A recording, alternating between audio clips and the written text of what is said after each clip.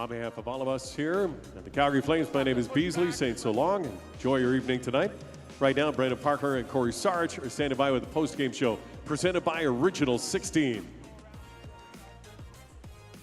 Original 16 gives you the chance to win one of 3 Calgary Flames fan experiences. Details in the new limited edition 15 packs of Canadian Pale Ale. Original 16, official beer sponsor of the Calgary Flames. Must be of legal drinking age, no purchase necessary.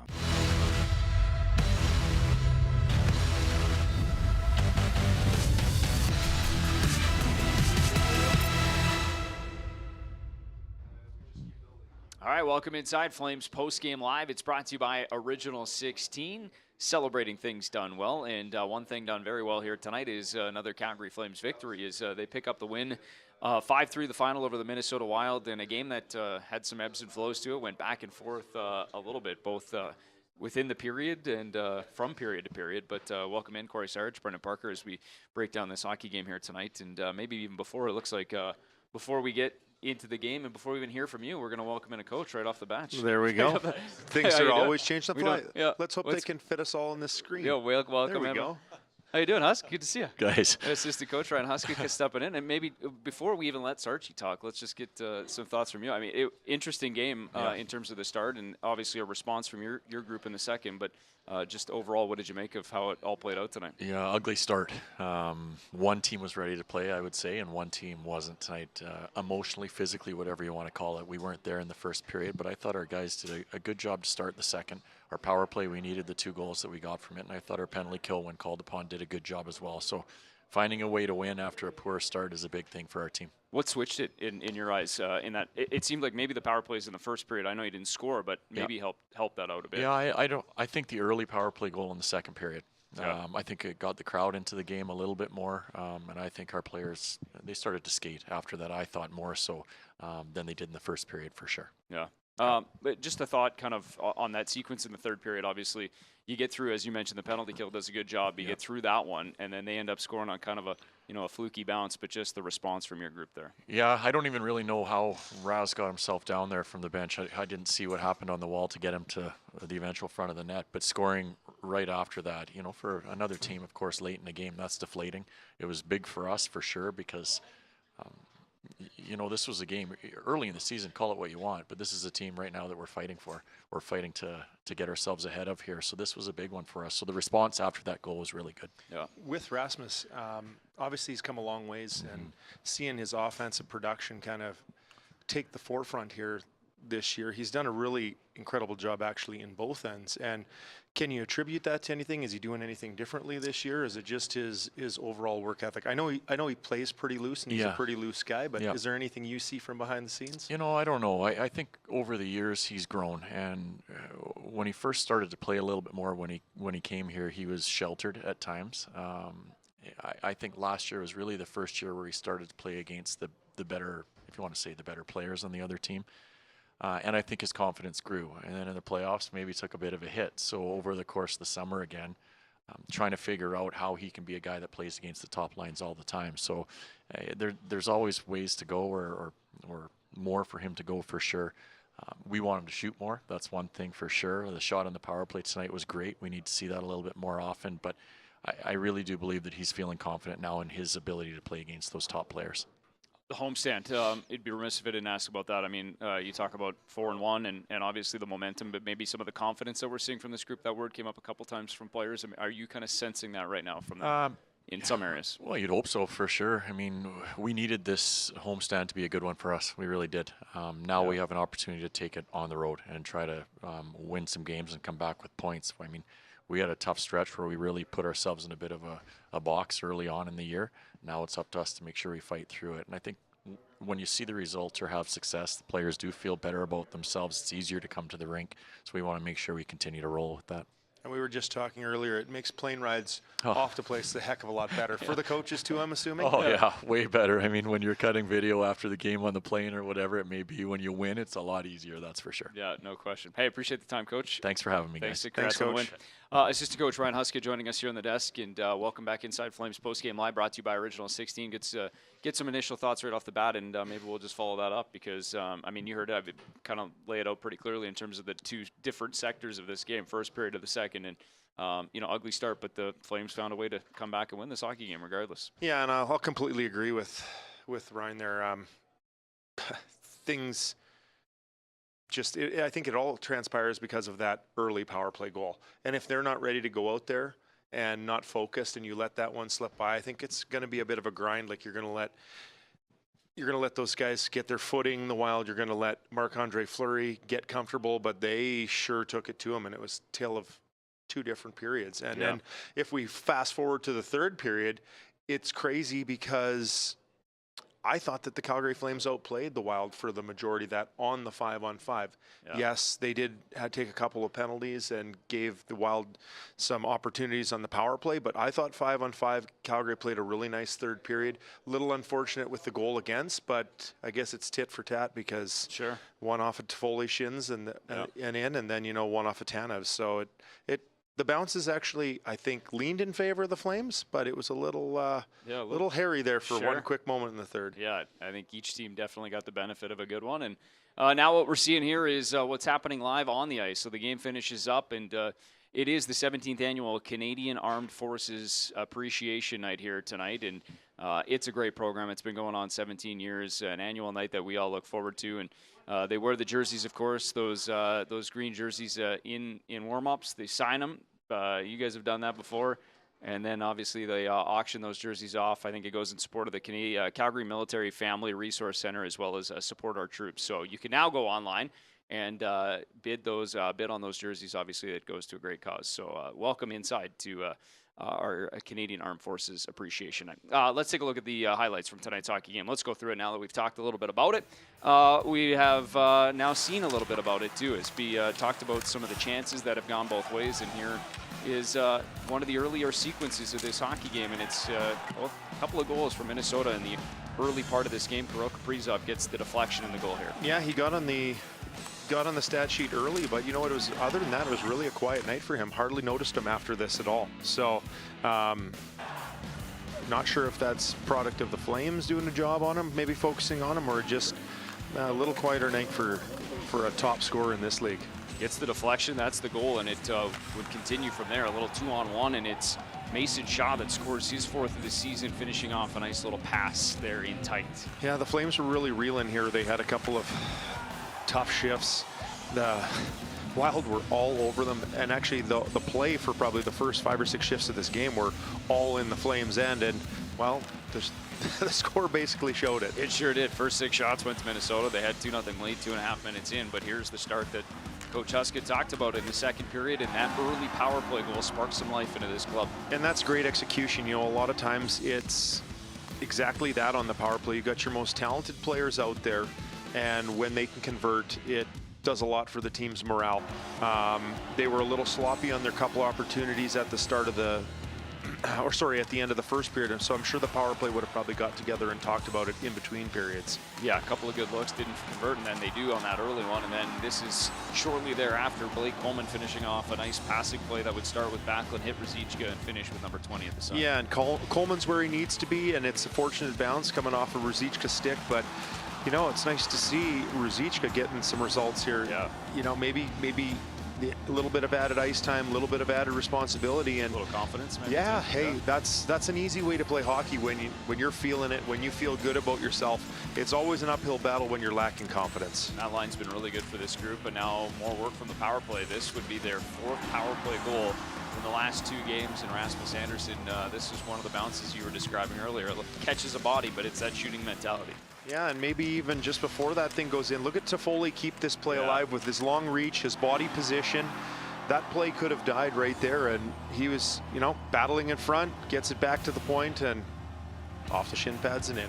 Maybe it was his pants. Somewhere in the lower middle body, I guess you could say.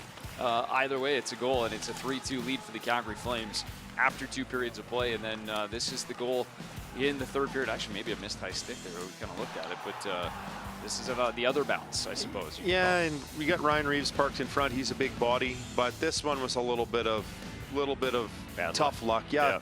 good job by the winger going out on Merrill, and he shoots it wide, but ends up in the back of the net.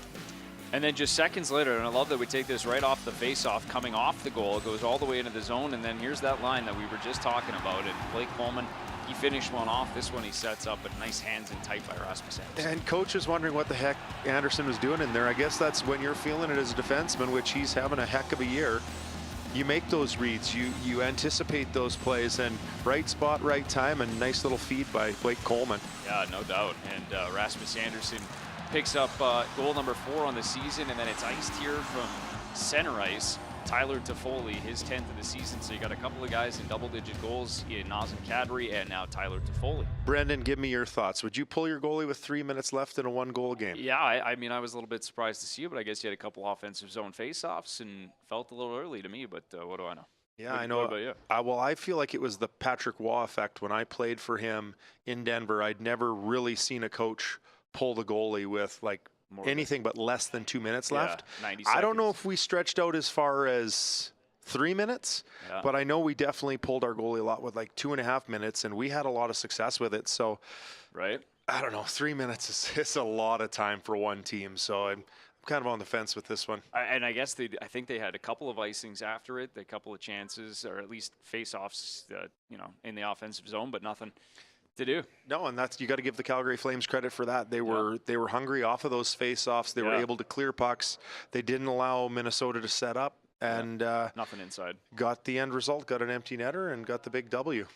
We will head in. All the on-ice activity has concluded now at Center Ice. About 500 men and women of servicemen and women, and they were doing their thank yous and some meet and greets with the players. I think they're headed back into the room now. But before we hear from players inside the Calgary Flames dressing room, let's hear from the head coach of the Calgary Flames. It is Daryl Sutter standing by now. It seemed like it had some wild swings both directions into the score. Yeah, it did. So you asked it and you answered it.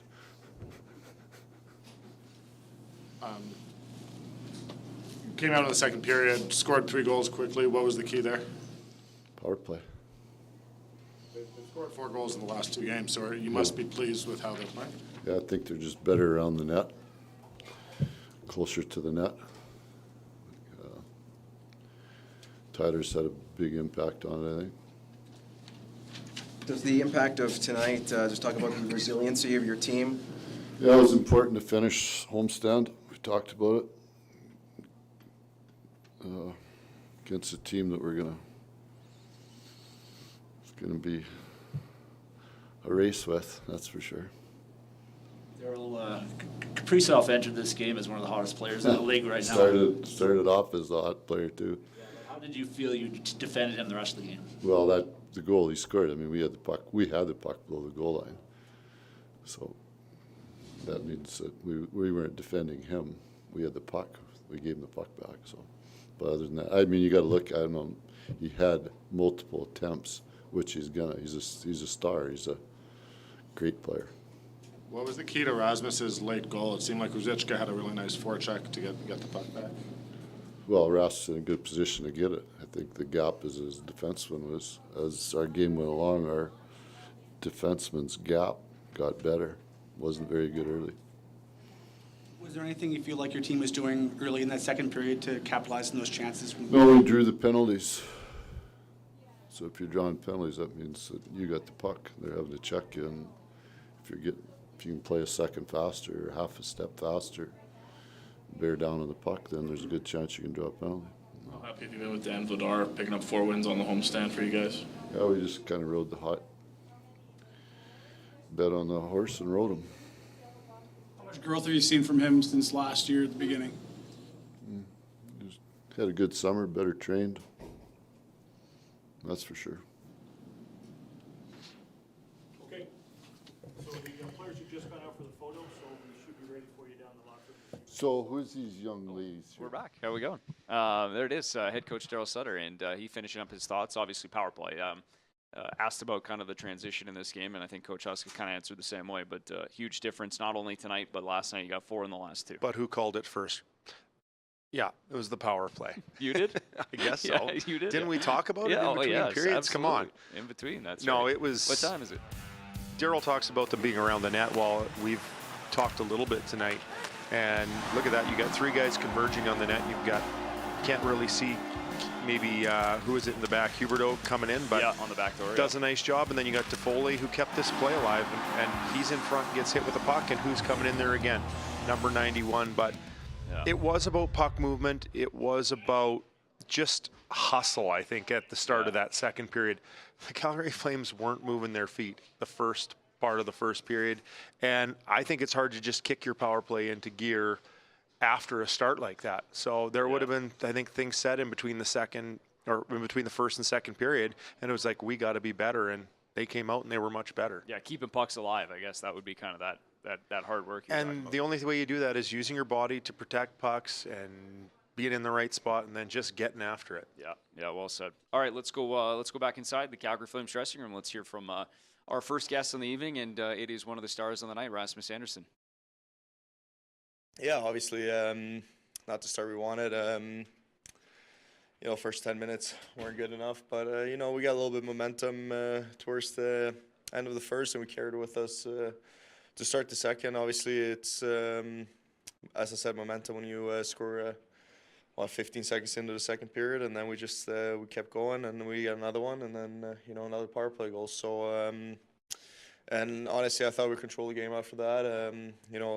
They get a balance and the puck goes in, and but that's hockey, and then we score the next shift after. So it was a big game from our team, and now we keep building, and now we keep going. When you were goal, did you sort of see Rosichka go get it and know that you should go to the net, and what was the key with your goal?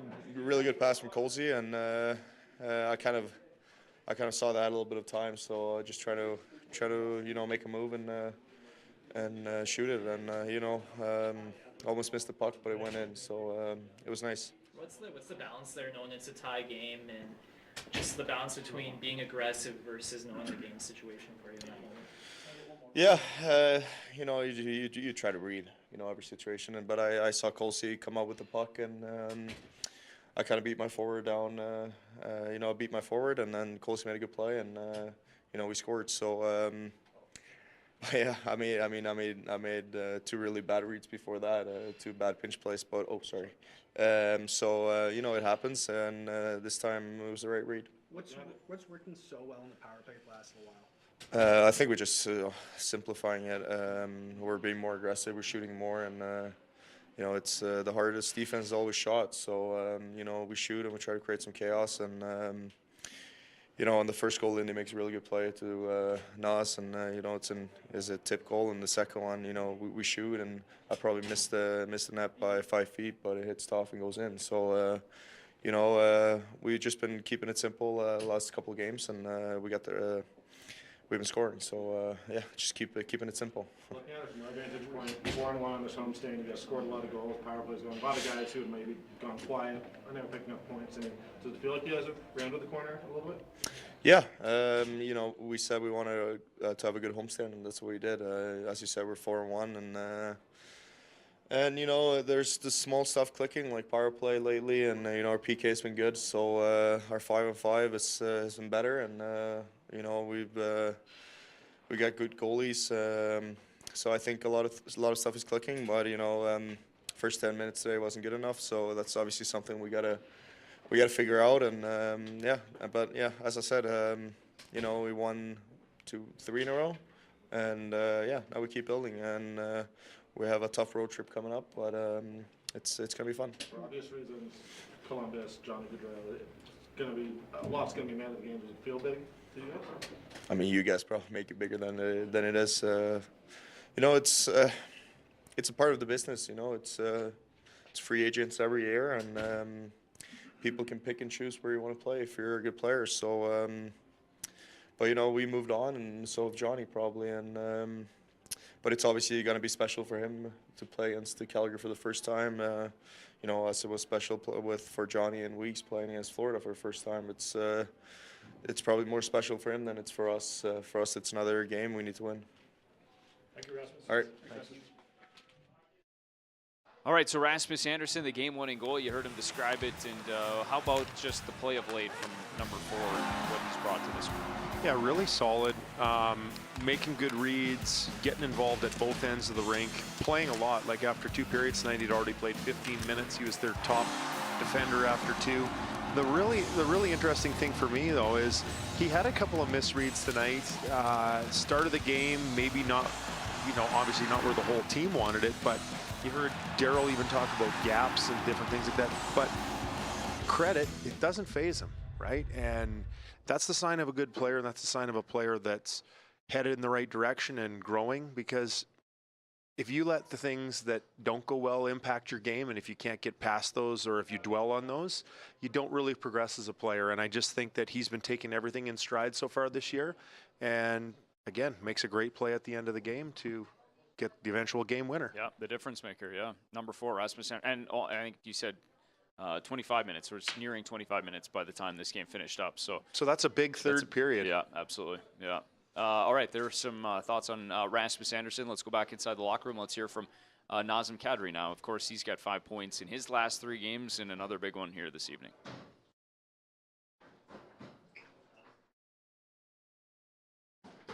Of course. Anytime you're playing on home ice, you want to take care of business, and it's nice to get the points. You must be happy with the way your team sort of responded to that start, though, eh? Yeah, that wasn't our hottest start for sure, but that shows a lot of maturity from our group. Just staying poised and composed, and not letting that seep into the second and third period. So, I'm proud of our guys, but definitely could have a better start for sure. Do you feel like you guys made any particular adjustments as the first period went on to sort of get the ball rolling in the second period?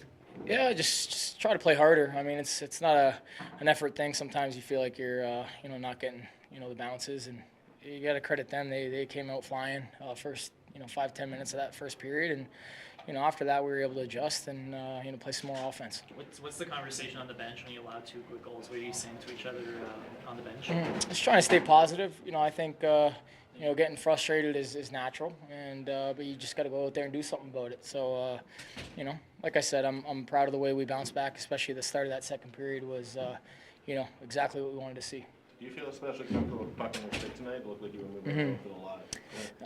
Yeah, I suppose I enjoy playing with the puck, so I feel like you try to control the game a little bit, and that you always want to enter with possession, and I think that creates more scoring chances. So I got guys that have speed around me. I got to utilize that. Seems like the power play is also starting to click a little bit more. Has there been any changes, or what has been some of that secret sauce that's worked out? Yeah, finally, it's nice to see a couple hit the back of the net, because that's going to be crucial. You already seen that last couple games and getting wins. So I think it's just a little more fluid, a little more natural. Not as tense, and I think that's what you need on a power play. You've played really well statistically the past couple of games. Do you feel different, or is this just 2 games where you happen to?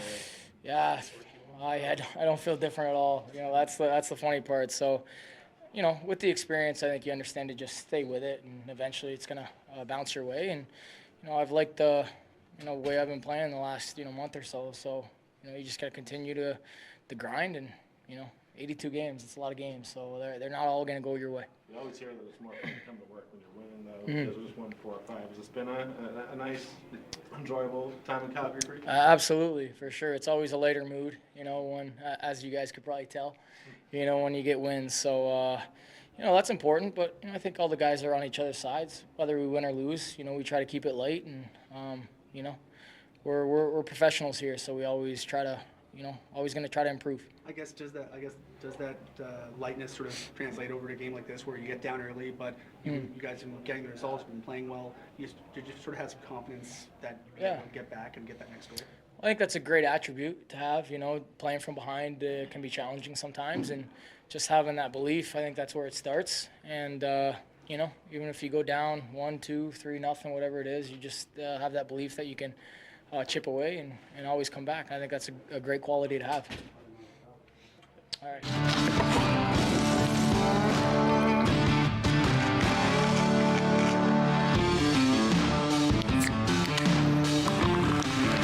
Original 16, a great way to celebrate things done well.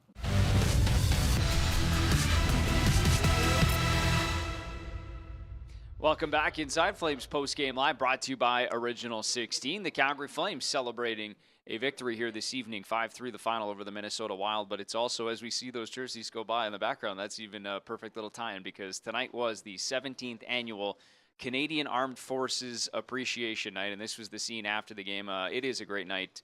We look forward to every year on the schedule. They wore those jerseys, those camouflage jerseys, in warm-ups. You can see every player autographed the back of it and put their stamp on it, of course, little game worn too. And then those will be auctioned off now on the website, elevateauctions.com. Support Our Troops 2022. So you can go there. Funds raised will go to support the Calgary Military Family Resource Center and, of course, the official charity of the Canadian Armed Forces, Support Our Troops. Great night, as always. And final thoughts here, just a homestand for the Calgary Flames that goes pretty well, 4-1. But is this the kind of thing that, you know, can help turn a season around when you start to see a bit of that success and maybe kind of find your identity as a group? Yeah, and if you can get your special teams clicking, then it can always be a recipe for success. Winning 4 out of 5, pretty big deal.